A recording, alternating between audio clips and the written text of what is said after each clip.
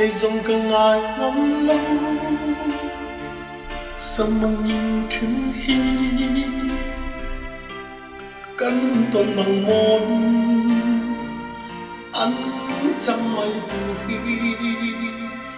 đồ ninh thiên lại na anh đang nghe lung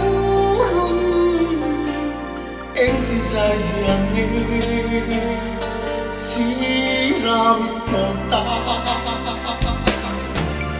anh con về là ít giang thu đi suốt đêm thấy giang cả rinh lâu trẻ anh mang tình nghe vây đem ta ăn cá mồ in lòng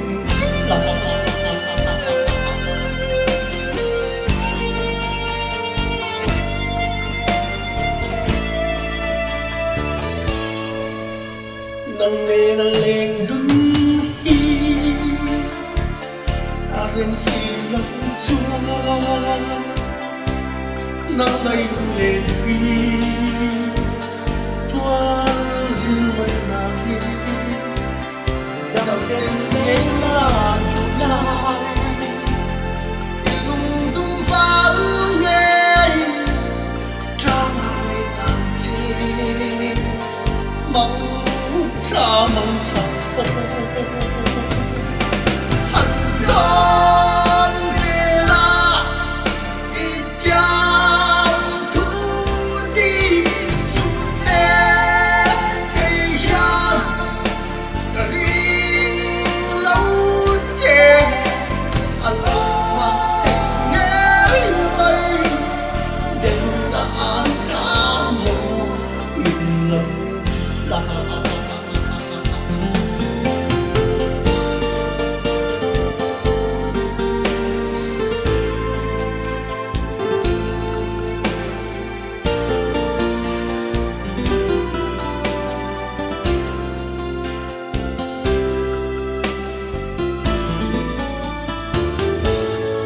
cây rong cặp phù lâu chê dầm mual cả liềm ta nghe thu tao về đặt trái la qua cắt cái mà yên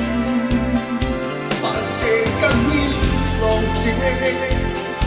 nặng nề nó linh lái xa tôi đâm ai lại qua cơn giông hận con về là ít giang thu đi xuống lên thấy giang cả riêng lâu chê anh mà nghe vây đêm đã ăn cá mồ in lòng là